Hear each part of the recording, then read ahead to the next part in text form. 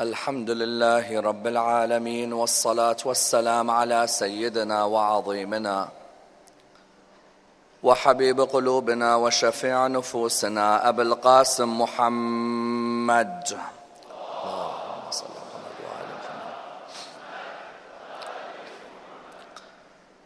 وعلى أهل بيته الطيبين الطاهرين وأصحابه الغر الميامين. الحمد لله الذي جعلنا من المتمسكين بولاية سيدي ومولاي علي بن أبي طالب. اللهم صل على محمد وآل محمد. الحمد لله الذي هدانا لهذا وما كنا لنهتدي لولا أن هدانا الله. أما بعد، يقول الله في كتابه الكريم: بسم الله الرحمن الرحيم. يا أيها الناس إنا خلقناكم من ذكر وأنثى وجعلناكم شعوبا وقبائل لتعارفوا إن أكرمكم عند الله أتقاكم. The first of our loud salawat in honor of Rasulullah Muhammad sallallahu alayhi wa alihi wa sallam.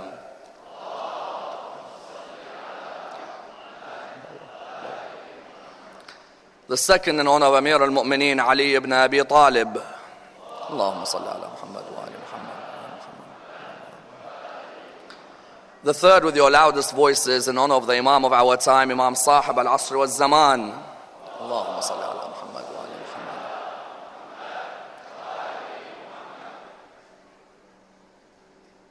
Respected brothers and sisters, Assalamu alaikum wa rahmatullah wa barakatuh.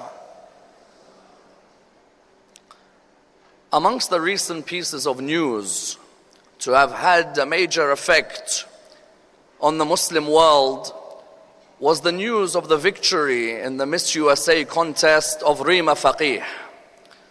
Rima Faqih originally comes from Lebanon and lives in Detroit, Michigan. She is 24 years old and lives in a community which is known as an Islamic community and one of the biggest in the Western world. In that when you examine the community in Detroit, Michigan, you find that many of them have lived in that area for over 30, 40 years. But that many of them originally are amongst the followers of Ahlul Bayt. The Miss USA contest is one which is held every year and one which is watched by millions throughout the world. One which receives press coverage around the world. And indeed is a contest which seeks to highlight two areas in the life of the female. The first being the area of her opinions in relation to the world that surrounds her. And the second, and arguably the more important in the eyes of the competition, that being the beauty of the participant. The reason this particular contest caused much controversy was because of the fact that the woman who won the contest was a Muslim woman. And the idea is that in the Western world, a Muslim woman in many occasions would not even be seen without a headscarf, let alone enter a competition where she would be seen in provocative poses. And that's why you find that it sent shockwaves around many parts of the world and caused outrage in many Islamic circles. That how could someone who's a member of a community which claims to follow the message of the Prophet and his family be willing to reach a level where they expose their body to millions around the world? While many felt disgust at what had happened, you found that some didn't even find a problem with it within the Detroit community itself. There was one person who famously came out and said that there are women in Detroit who wear less than what Rima was wearing, and that it may even help certain women understand how important it is to lose weight. Unfortunately, such a person had an opinion which leaves a lot to be desired. Yet the reality is that it made us and makes us reassess our position on women in Islam in the 21st century. Because there really needs to be a re-examination of the position of women in Islamic thought, especially in the position of women in the Western world in Islamic thought today. Because when a 24-year-old Muslim woman of an origin, of a family that belongs to the school of Ahlul Bayt is willing to reach a level where she exposes her body and is proud of what she's done, it needs for us to examine how we reach such a situation. And of course, such a situation is not something unusual. Why? Because the fact that when Muslims moved into the Western world, there was bound to be situations where some of their youths would adopt stances which would be seen as untraditional, which would be seen as being out of the norm of their religion. Of course, when you adopt a stance that's untraditional, it does not necessarily mean that the stance is a bad one. But in this situation, it was seen that the stance which she adopted left a lot to be desired. But what it highlighted was that in the Muslim world today, many women, and indeed of the younger generation, find a gaping hole in terms of their role within society. What is it that drove a young woman like Rima Faqih to entering the Miss World contest? That of course is something which has to be examined. As in, what is it that a follower of Ahlul Bayt could reach a level where she was willing to enter such a contest? I'd like to examine that in tonight's examination. Why? Because there were two camps who emerged. One camp which emerged said that this lady is an insult to all of us, that this lady should be vilified, she should be removed from our communities. That camp is unfortunately a negative camp. Why? Because vilifying someone or insulting them is not going to change the situation. As in, you vilify a girl like Rima Faqih, or you insult her, or you abuse her, it's not going to change the situation. The second camp said, no, we should reassess what is the way we should advise someone like Rima. Because Rima was brave enough to come out in public and show what she really believes in. Whereas we may have many who believe in such a thing, but are too scared to come out publicly with it.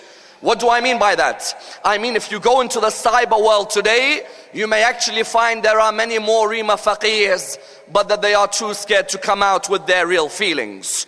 So let's seek to examine the position in tonight's analysis in a number of stages. Number one, can you force a woman in Islam to be religious? Number two, when we come to someone like Rima Faqih and we look at her position, is someone who doesn't wear hijab, are they a bad person or not? Number three, what reforms should take place in the middle of the position of women in Islamic societies today? Number four, which great woman existed in history who we can learn contemporary lessons from? And which contemporary woman of the 20th century can our women take as examples? And number five, what was the statement of one of the most famous dictators of the 20th century about a great woman who came 1,000 years before him? Let's examine this and try to examine the topic in depth. Can I force a Muslim woman to be religious? Is a question many ask in the world today. Both Muslims and non-Muslims. Many come forward and ask the question that, can I now force a woman to be religious in Islam? No, you cannot. Of course you can't. Does that mean it doesn't happen? Oh no, it does. As in certain villages in so-called Islamic countries, we do have a mentality where people force their daughters to become religious. What do I mean? I mean they don't give their daughters a choice or a freedom to express their opinions. If their daughter doesn't follow what the religion teaches, they are willing to hit their daughter, willing to expel her out of their houses, willing to say to her that you are not part of our tribe anymore. As in, until today in certain so-called Muslim countries, we have a tribal mentality, not a human mentality. We have this tribal system that still exists, where our daughters aren't given the freedom to express themselves. On the contrary, they are told either you follow our way or you are excommunicated from the tribe. Yes, in certain village mentalities we do have this idea that Muslim women are forced to become religious, whereas the ideal of the religion of Islam was the opposite. What do I mean? The ideal of the religion of Islam was that you can't force your daughter to become religious. No, your daughter has her own free will. Theologically, the school of Ahlul Bayt would always espouse the idea that you as a human being have been given free will. You can make your own decisions about religiosity. You want to become a believer, you can become a believer. You want to stay a disbeliever, you stay a disbeliever. As you know, within the school of Ahlul Bayt, we have the usul ad-din and the furu' ad-din. The usul are the pillars of the religion. The furu' are the roots of the religion. The furu' are salah, sawm, hajj, and so on. The usul, tawheed, adala, and nubuwah, and so on. Can I force my daughter to imitate in usul ad-din? No, I can't. My daughter has to reach her own conclusions when it comes to usul ad-din. Because when it comes to the pillars of the religion, I can't force my daughter to believe in tawheed. My daughter has her own rational thinking. She can use the traditional sources. She can use her mind, and she can come to a conclusion. For you to force your daughter to be religious, no, you can't. What you can do is you can tell her that Islam offers a holistic way of life. It provides you with solutions to the theological, to the ethical, to the jurisprudential, your metaphysical, your cosmological, your ethical and psychological questions are answered by the religion. That you can advise her. But can you come and force your daughter to become religious? No, you can't. Rima is an example which we can use positively. In which way? That when someone comes to me and says to me that the only reason Muslim women are religious is because of their parents, I reply, Rima is a Muslim woman, isn't she? Yes, she is.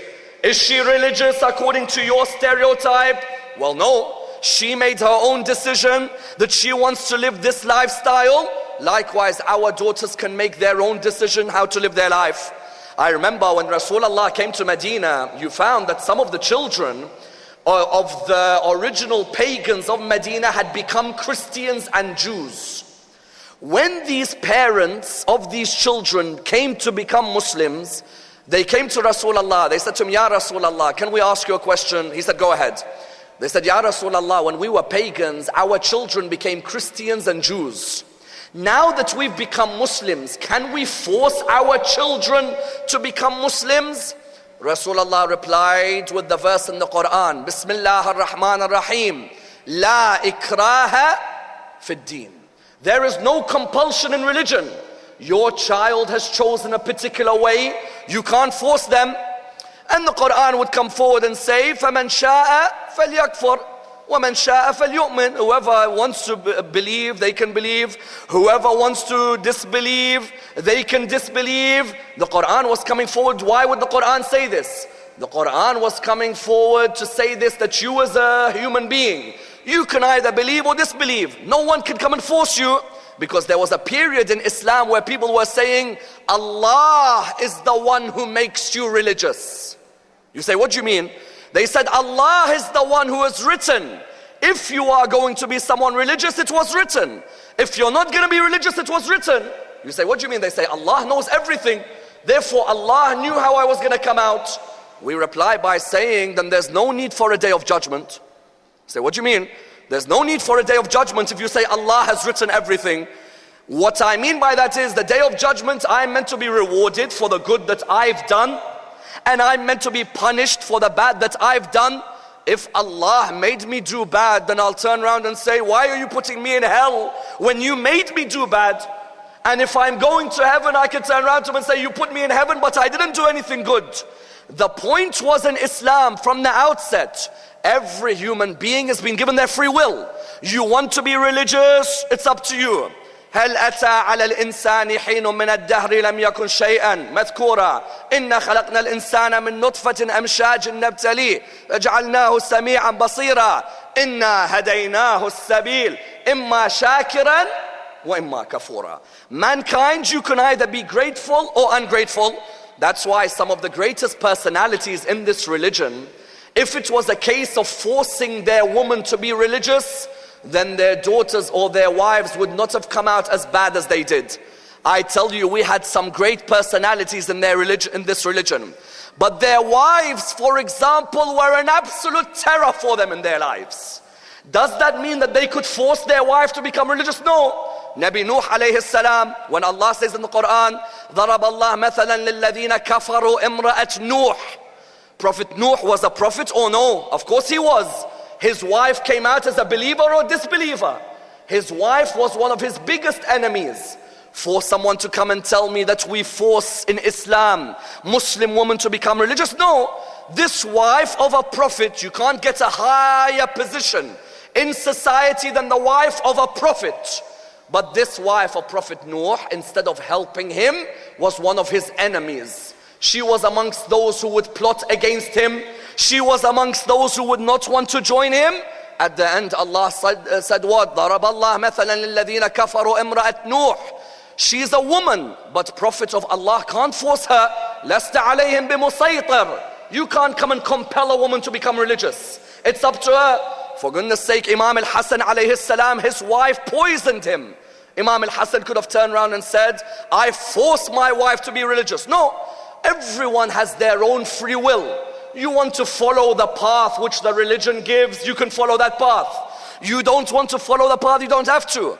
When someone comes and says, Rima Faqih, a 24-year-old Muslim, and she does this, I replied, doesn't matter. Rima has her own decisions to make. There'll be a day when she's accountable.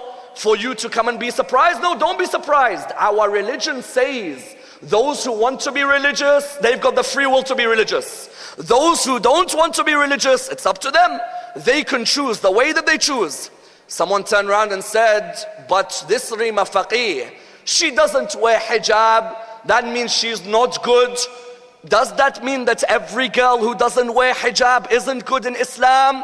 We reply by saying, no, not at all. If a woman doesn't wear hijab in Islam, it doesn't mean that woman is a bad human being. No.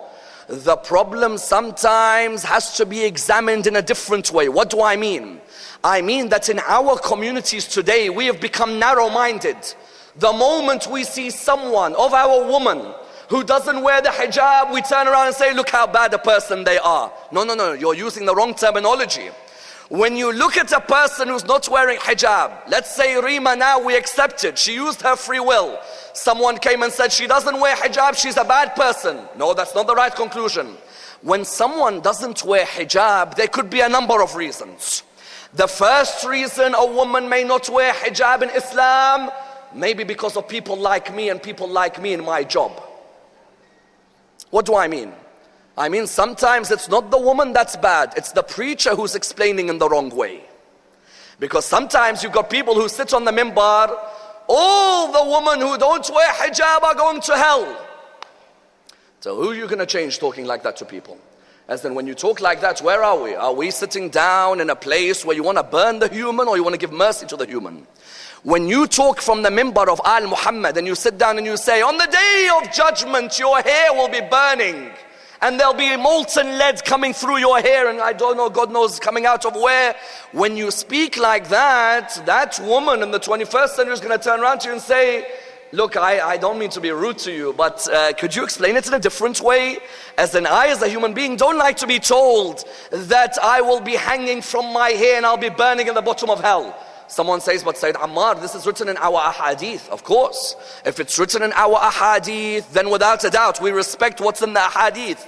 But I'm not talking about what's in the hadith. I'm talking about the way you approach the issue.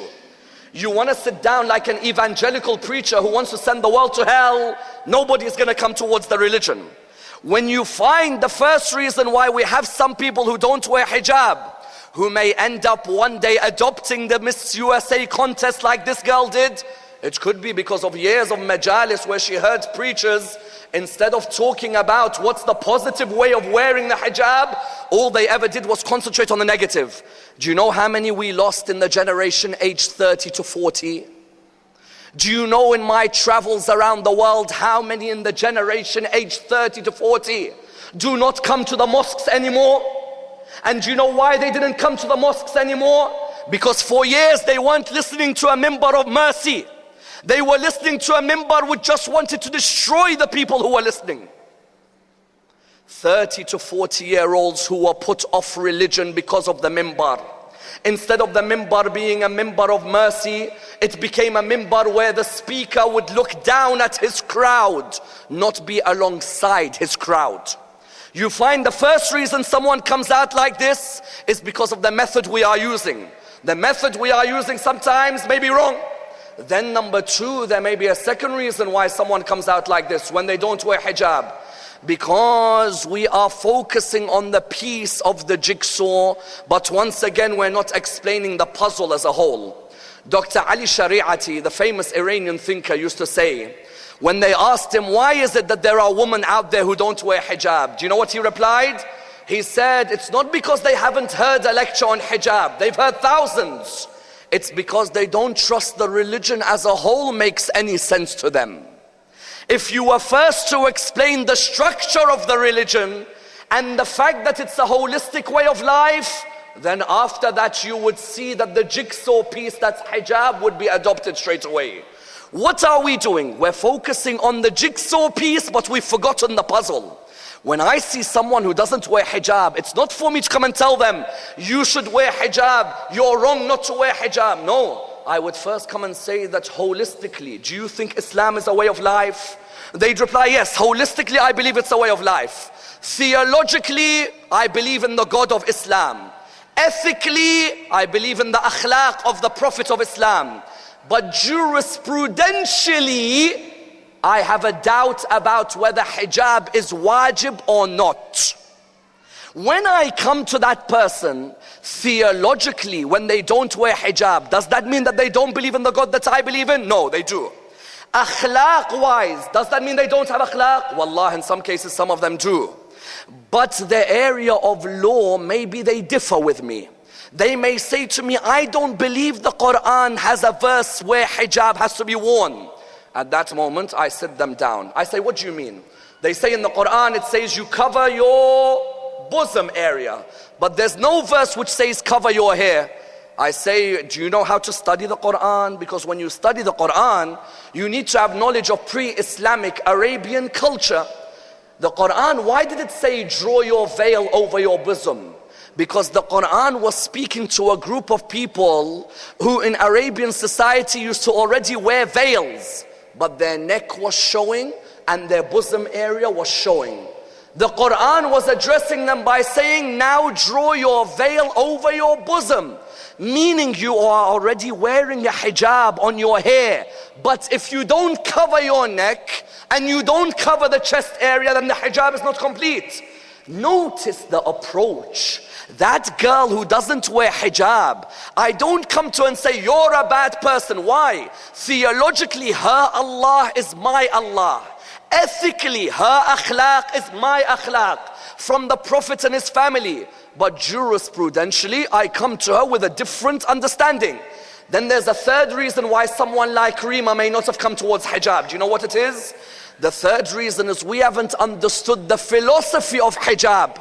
You know Rima Faqih, when she wore the swimsuit? When she wore the swimsuit in the Miss USA contest, do you know what she was missing? She was missing an understanding of the philosophy of hijab. Oprah Winfrey is in town, isn't she? Yes? And Oprah will be in the Oprah house. Oprah Winfrey had a famous interview with a lady by the name of Krista Bremer. Krista Bremer has a famous article called Bikini or Headscarf, which offers more freedom. Oprah Winfrey sat down with Krista Bremer. Please listen to this point. Oprah said to her, Krista, what is it about the headscarf that made you praise it more than you praise the bikini? Listen to her reply. Krista Bremer, and Google her and you'll see the whole article. Krista Bremer tells Oprah Winfrey, she says, Oprah, the scarf of Islam affects the person in their childhood and in their adulthood in a positive way. Why? She said, I was married to an Arab Muslim. She's married to an Arab Muslim. She says, when I'm married to him, my husband is of Islamic values. I love the religion, but we had a difference. I didn't want my daughter to wear hijab at the age of 9. And he wanted my daughter to wear at the age of 9. She said, but when my daughter wore the hijab, I realized my husband was right and I was wrong.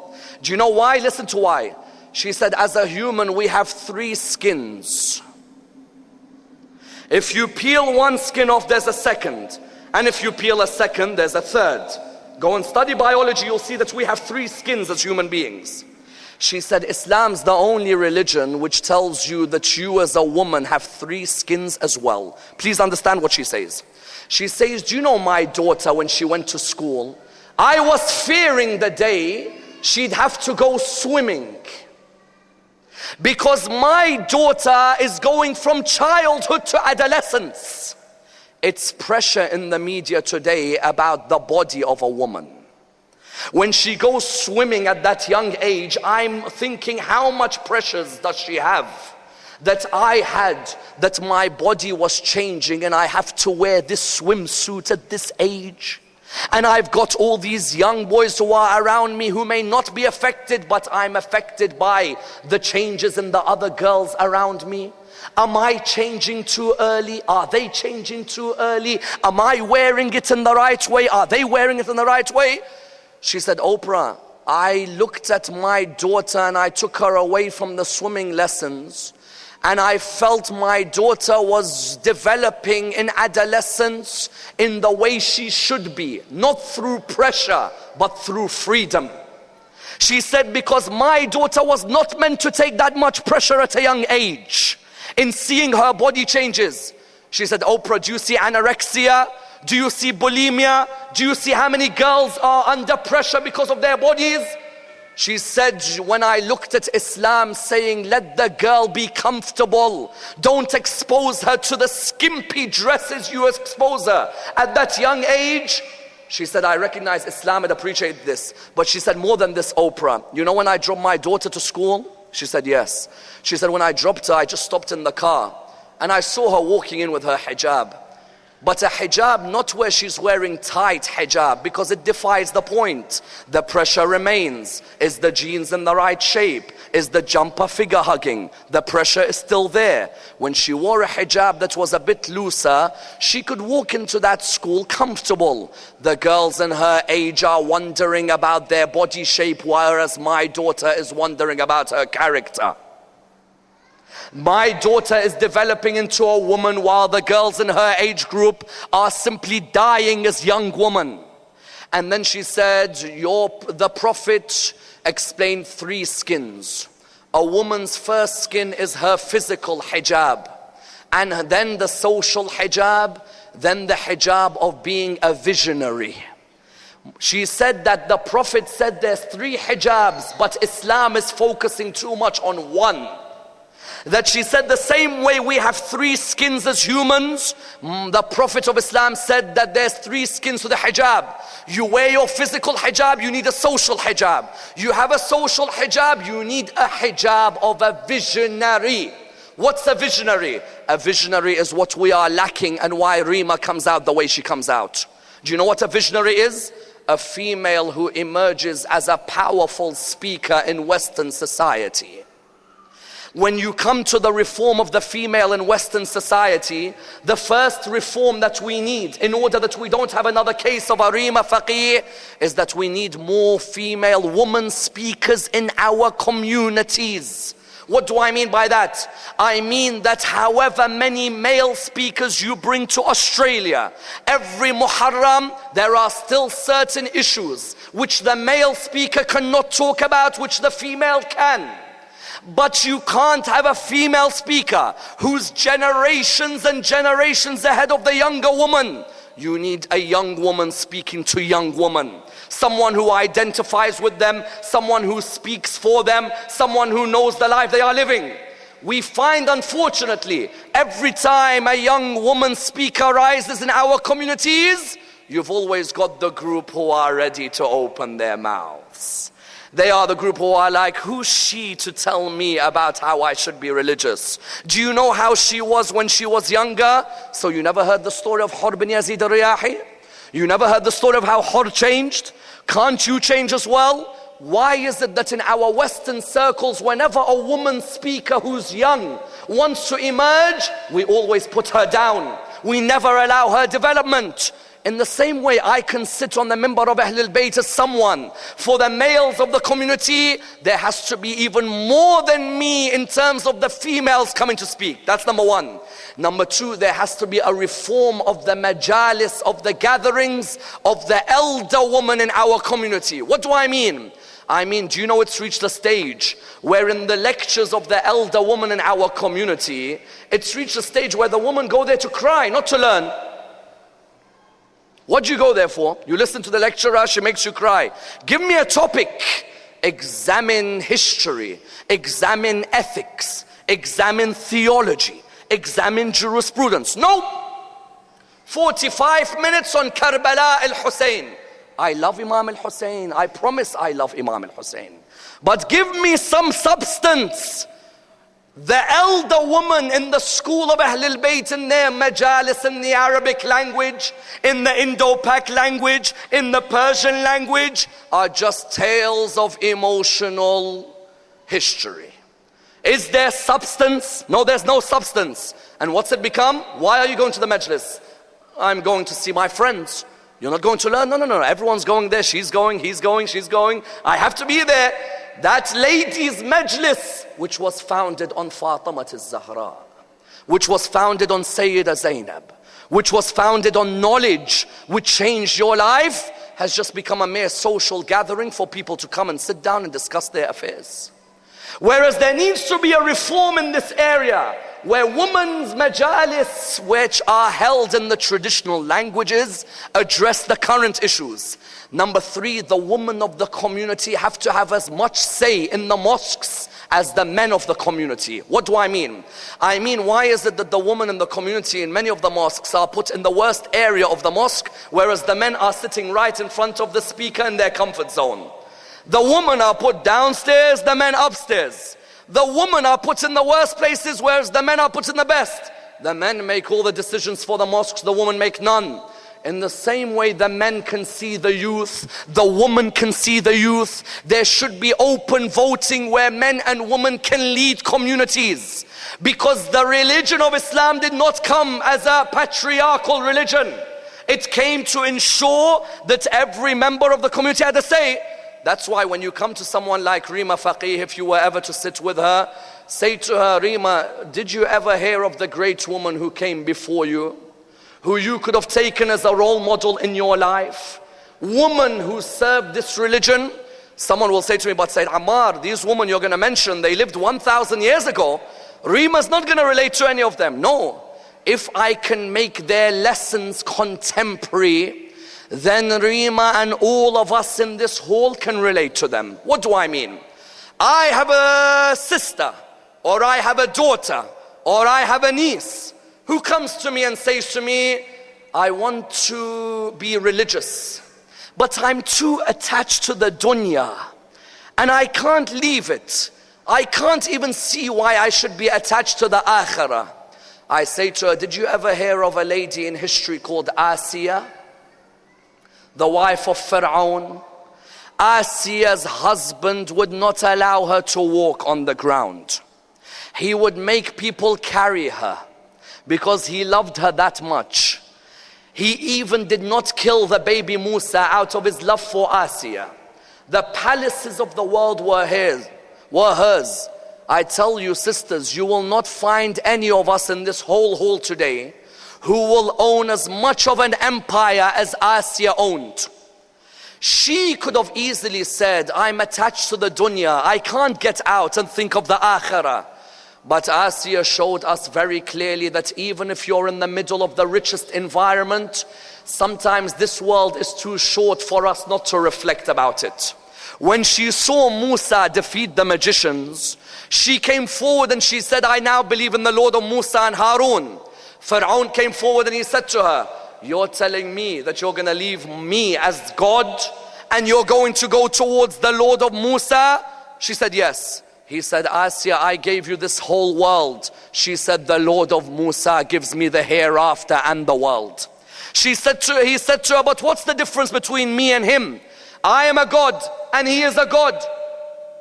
She replied by saying, the Lord of Musa is always awake, whereas Pharaoh can sometimes go to sleep. She looked at him, she was attached to the dunya. No, she wasn't. When you say, I can't leave the love of this world, I'm too attached to it, take her as a role model. She could have been attached to this world, yet at the end, what did she say? Oh Allah, build for me a house with you in Jannah. You could take her as an example. Someone comes and says, Sayyid Ammar, I want to be involved in the political affairs of my country, Australia. I want to get involved in politics. I want to change the future of the political environment. Who can I take as a role model? I say, take Fatima al-Zahra alayhi salam as your role model. Fatima al-Zahra did not just stay at home and say, I as a woman am only going to bring up Hassan and Hussein and Zainab and Kulthum and nothing else. Fatima al-Zahra knew that unless the woman gets involved in the political world, then we'll have cases of injustice which may happen, cases of oppression which may happen. You as a woman can represent your community. Do not let any man come and tell you that politically you have no place. Politically, that Fatima stood up and spoke to the whole of Medina about those who usurped the leadership of Amir al-Mu'mineen. And she stood up and spoke about those who took the land of Fadak from her. Fatima could have turned around and said, no, it's haram.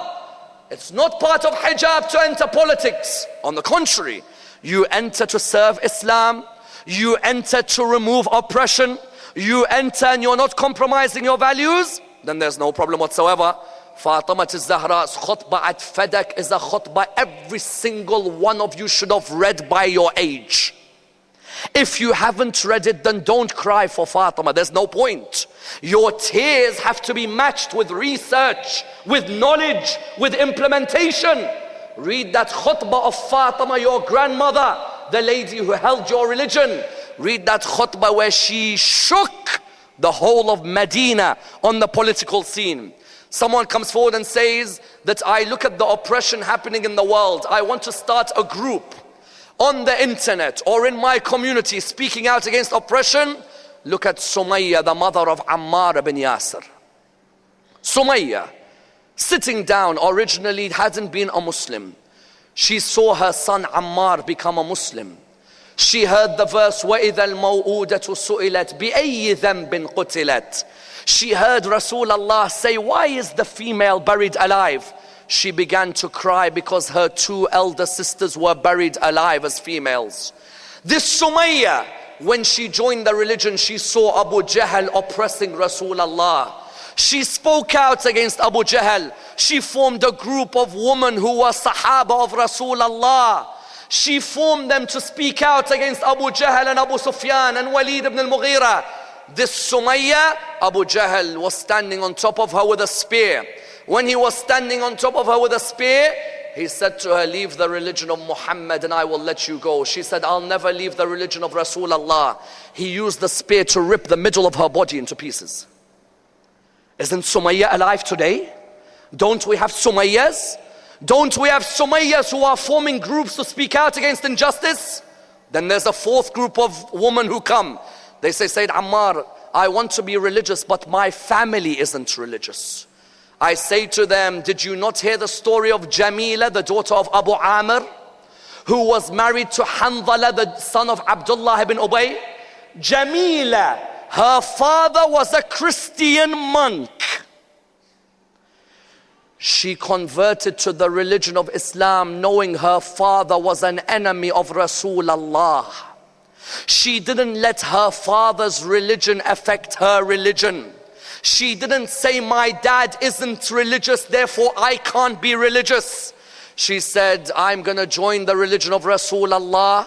If it means my parents are going to attack me, they're going to abuse me, they're going to hurt me, I have a Lord who will look after me on a day my parents can't. She married Hanzala, the son of Abdullah ibn Ubay, who was the chief of the hypocrites of Medina. A day before the battle of Uhud, they got married. The day after, Rasulullah announced that the Sahaba have to go and fight at the battle of Uhud. She said to her husband, go and defend Rasulullah, but stay with me for one night. When they stayed together for that one night, she had witnesses who came to see that they got married. After Rasulullah returned from Uhud, He came to her. He said to her, Jamila, I have bad news. She said, what is it? He said, your husband died as a shaheed in the battle of Uhud. She said to him, Ya Rasulullah, as long as he died in the way of Allah subhanahu wa ta'ala. He said, yes, he did. She said, how do you know, Ya Rasulullah? He said, I saw the angels come and provide him with his ghusl when he was alone on the ground. That Jamila could have easily said what some are saying today, that I don't have a role model whose parents weren't religious, and they were. Jamila is a role model for you. Her parents weren't religious, but she was. Then there are some who come forward and say, give me a role model who built a business and she got money, but the profit which she made, she gave towards Islam. I want to build a business like a philanthropy cause, and I want to give them the money to Islam. Some will say you could give the example of Khadija. No, Zainab, the wife of Rasulullah, built a non-profit business where she would make handicrafts. She would sell them in Medina. Whatever money she would get, she'd give to the Sahaba who were living in Medina. Isn't she a role model? Then there are other women who come and say, Sayyid Ammar, I want to be religious, but I want to be modern. Can I be both? Yes, you can. Why aren't you allowed to drive fast cars? Yes, you can. Drive the fastest car. Why can't you wear Prada and Gucci and Vuitton? Wear all of them. There isn't a problem. Why can't you live in the best of houses? Live in the best of houses. In Nahj al-Balagha, someone comes to Imam Ali and he says to him, my brother isn't religious because he's got this mansion now. Imam, tell him that you can't have a mansion because it means you will not be religious. Imam said, if in that mansion Allah is remembered and the Quran is read and Salat al-Rahim is enjoined, then that mansion is a wasila to getting closer to Allah subhanahu wa ta'ala. Those who come and say, I want a role model who's modern but religious. In the Quran, the Queen of Sheba was the richest woman alive. Only Nabi Sulaiman could match her. She was modern without a doubt. Her throne was modern. Her clothes were modern. The way she lived was modern. When she entered the palace of Sulaiman, she began to walk on the water, but before she walked, she thought it's water, so she lifted her dress. It turned out to be the finest glass you will ever see. She said, if that is what the palace of Sulaiman is like, then how about the Lord of Sulaiman? What palaces does he have? She left everything to marry Nabi Sulaiman and join Islam. She remained modern but religious. Someone like Rima was taught for years, you can't be modern and religious. She was taught the religious are always those who look backward. They don't look modern. They dress miserly. That's not Islam, that's culture. Islam said dress the best way you want to dress. Live the best way you want to live. But make sure there's a balance where you know there'll be a day you're accountable for the way you lived and the way you spent and the way you talked and the way you walked.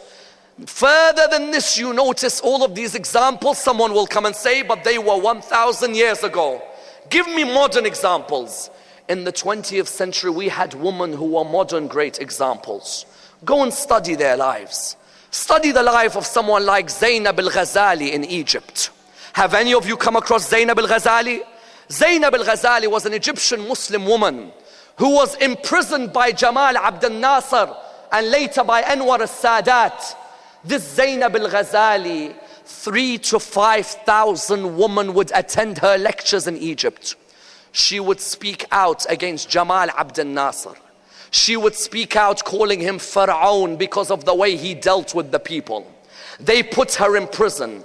In her book she wrote how she was tortured in prison, but that she was inspired by a woman who helped Rasulullah in the battle of Uhud. In the battle of Uhud, there was a woman who helped Rasulullah when he was alone on the mountain. Imam Ali was with him, Abu Dujan al-Ansari was with him, and this woman was alongside him. Zainab al-Ghazali, she was inspired by this woman. Jamal Abdel Nasser put her in prison for years. She didn't stop. When she came out of prison, she kept on speaking out against the injustice that was happening in that society. Women were changing. She was empowering women. At the end, many women in Egypt come towards religion because of Zainab al-Ghazali. She's a modern example for you to use. Her three skins. She had the physical hijab, the social hijab, and the visionary hijab. How could I build a vision for Muslim women in Egypt? Ghazali was a visionary for Muslim women. Then you had a lady in Iraq by the name of Bint al-Huda. Original name Amina al-Sadr, the sister of Sayyid Muhammad Baqir al-Sadr. May Allah bless their souls.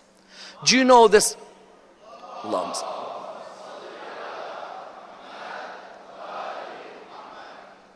Do you know this Amina al-Sadr? The effect she had on women in Iraq and women around the Islamic world. In the 1960s and 70s, do you know how many Shia women in Iraq were miles away from religion, didn't have even the beliefs anymore, were affected by different streams of thinking? Bint al-Huda, as a visionary, do you know what she did? She didn't come to women and say to them, you are not religious, you should be religious, this is the way you should be. No, no, no. She began to write small books or booklets. These booklets, do you know what she would do? In the 60s and 70s in the Middle East, there were lots of novels of love stories going around, weren't there? So she would write booklets where there would be a type of love story. But the conversation between the man and his wife would be a conversation where religious concepts are introduced. For example, once she writes a story of a lady called Rihab and her sister Hasanat. These are two women in Iraq. Hasanat is religious, Rihab isn't religious, Hasanat is. And Hasanat has just been proposed to by someone who lives abroad. Bint al-Huda says that that person who's proposed to Hasanat would write letters to her. Rihab, out of her jealousy, would take the letters. And she wants to write to the person who's the fiancé to say that, you know what, I'm not interested in you anymore and I don't want to be with you. In other words, she was pretending she was her sister. And she was trying to reject him.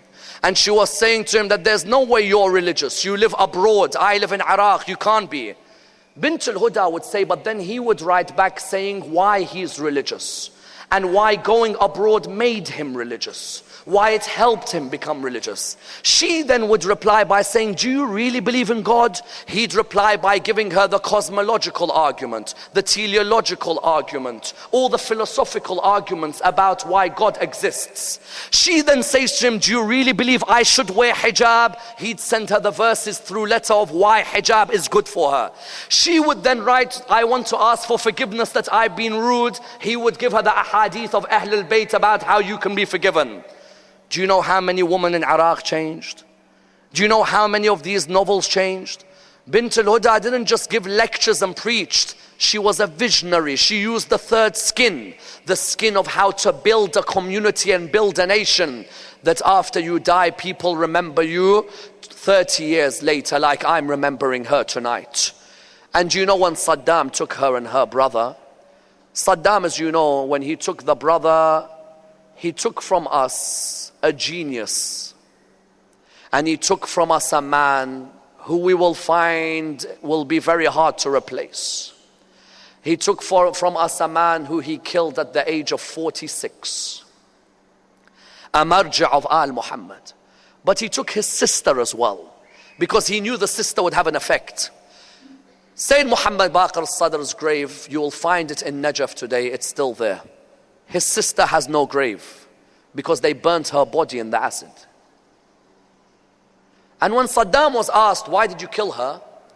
He said, I will not make the same mistake Yazid made with Zainab.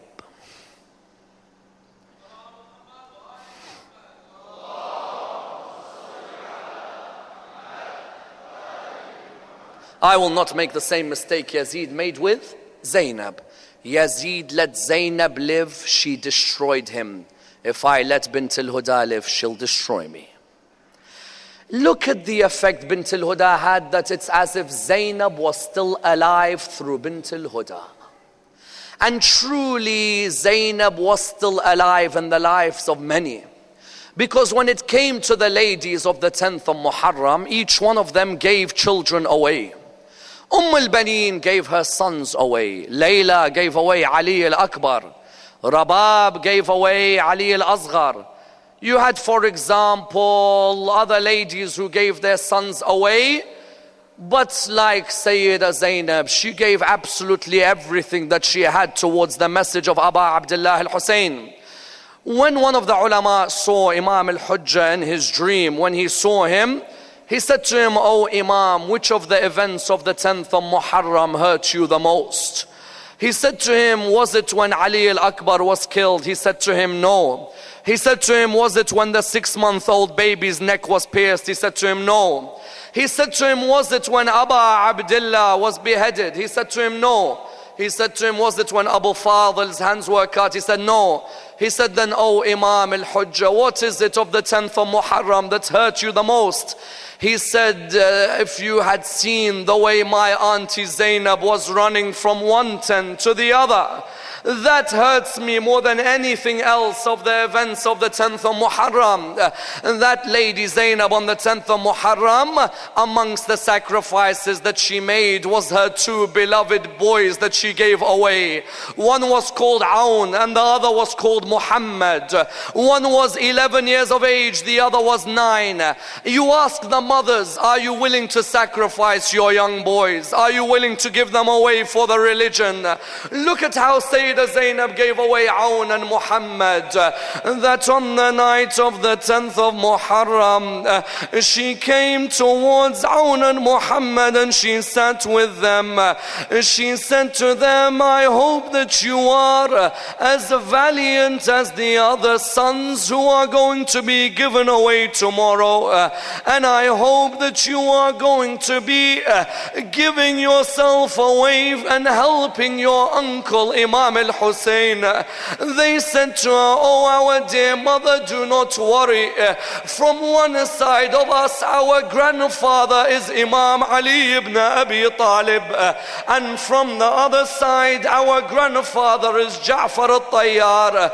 The narration states that on the 10th of Muharram, when it came to the companions of Imam al-Hussein, each one of them had been killed.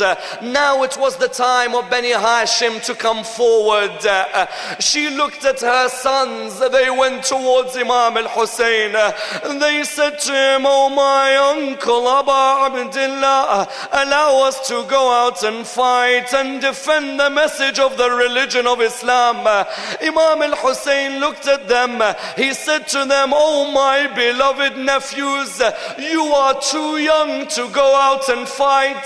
Go back to your mother Sayyida Zainab and protect her." When they went back, the mother looked towards them. When she looked towards them, she said to them, "Oh, my dear sons, I'm disappointed with you." And they said to her, "Why, oh mother?" She said, "Why haven't you gone out to fight alongside your uncle?"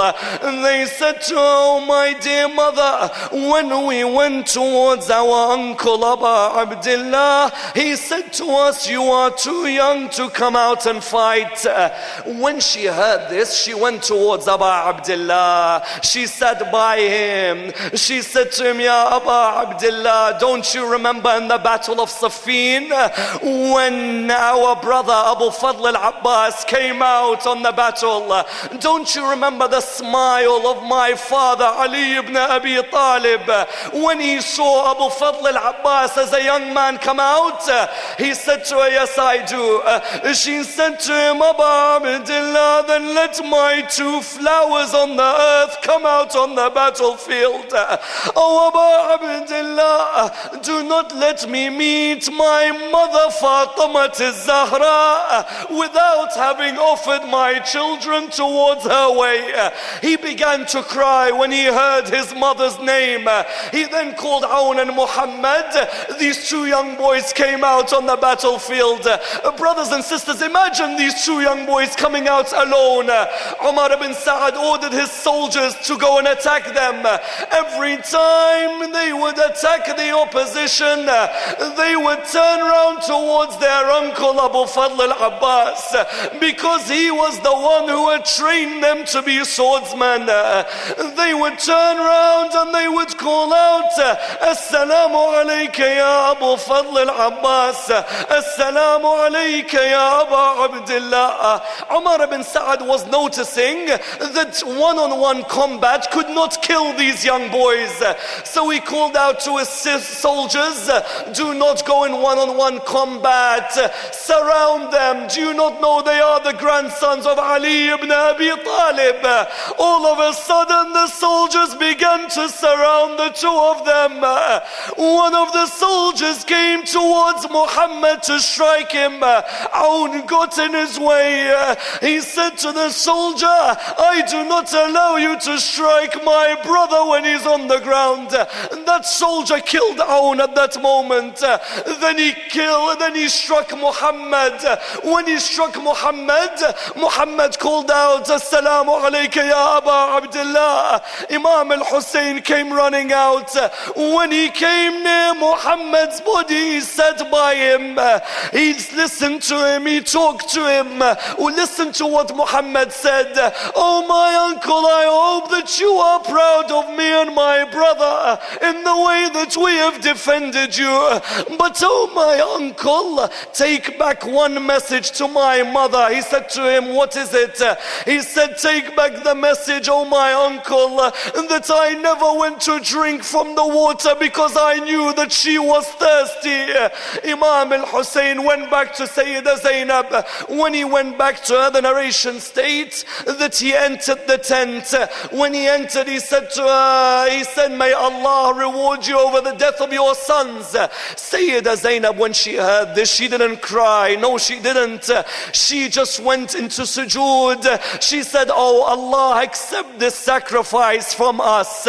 She didn't cry in Kufa, nor did she cry for them in Sham, until she went back to Medina. Brothers and sisters, when she went back to Medina, she went back towards the house of her husband Abdullah. When she entered, he looked at her and he said to her, where are my two flowers who used to be part of this house?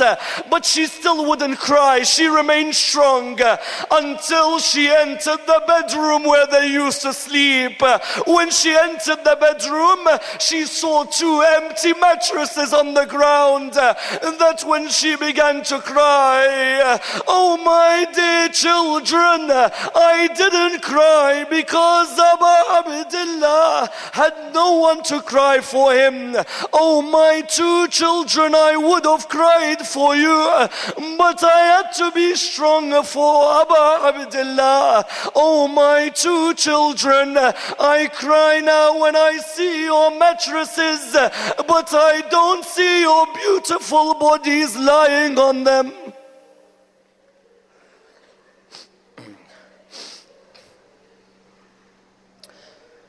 Inna lillahi wa inna ilayhi raji'un.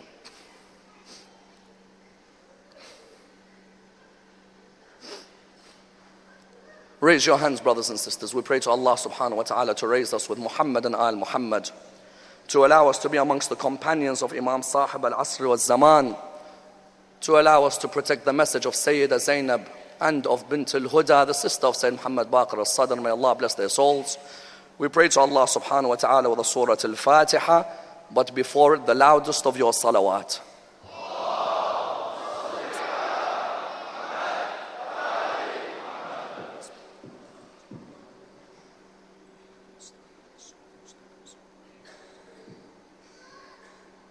Assalamu